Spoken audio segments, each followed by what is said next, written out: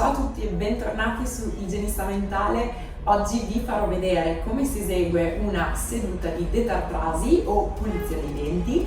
Vedremo insieme quali sono tutti i passaggi che eseguo dall'inizio alla fine. Il paziente che vi farò vedere è un pochettino, problematico, ma vediamo tutti i passaggi da vicinissimo. Queste riprese sono state fatte in una maniera super difficoltosa, quindi spero che apprezziate lo sforzo. Venite con me. Ecco la situazione di partenza del nostro paziente, non certo pulitissimo. Per prima cosa inizio con tutti i pazienti ad utilizzare gli ultrasuoni. Gli ultrasuoni sono degli strumenti e rispetto agli strumenti manuali hanno combinati ultrasuoni più un getto d'acqua a pressione che aiuta a rimuovere il tartaro e a raffreddare il nostro strumento. Di solito io utilizzo come ultrasuono il piezoelettrico, ma ci sono anche altri sistemi come i magnetostrittivi. Si va a rimuovere quindi la placca e il tartaro sopra e sotto gengiva. Mi regolo di solito l'intensità in base alla tipologia di tartaro, quindi se è un tartaro molto tenero tendo a tenere l'intensità bassa, o se è un tartaro invece molto duro aumento la potenza dell'ultrasuono. Gli stessi passaggi li eseguo sempre con l'ultrasuono anche nella parte superiore, sia nei settori anteriori che nei posteriori, chiaramente.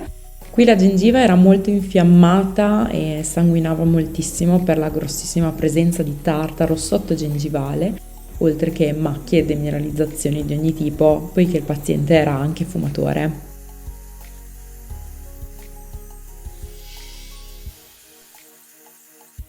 Quando capitano queste pulizie di solito come igienista dentale sono molto contenta perché di solito danno molta soddisfazione proprio alla fine nel vedere i risultati prima dopo li vediamo insieme perché effettivamente c'è una differenza veramente palese.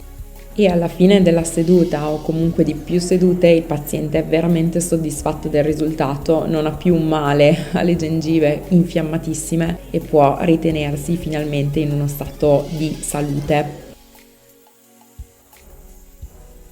La seduta di pulizia di solito dura tra i 45 minuti e un'oretta, non tutto di strumentazione ma anche di motivazione del paziente.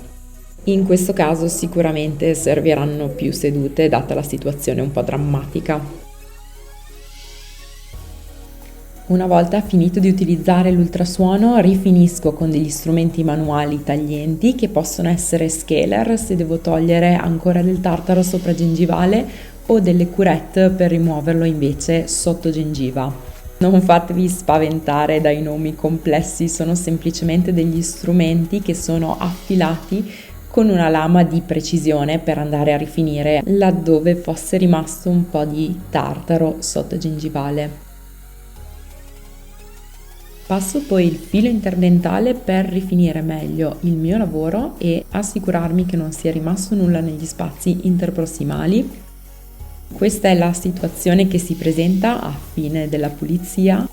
Ora vado a passare una pasta da profilassi per lucidare. Queste paste hanno lo scopo di lucidare il dente, rimuovere alcune ombre dopo la pulizia, rimuovere macchie superficiali che non sono state rimosse con la pulizia e infine dare un buon sapore perché di solito hanno dei gusti molto gradevoli tra cui menta, fragola, arancia, eccetera. Vi faccio vedere i risultati del prima e dopo del paziente a distanza di una settimana dalla detartrasi. C'è una differenza incredibile, la gengiva è guarita molto bene, è molto più rosa e compatta. Qui vi faccio vedere un close up. Se vi è piaciuto il video mi raccomando mettete mi piace, iscrivetevi al canale Igienista Mentale e noi ci vediamo al prossimo video.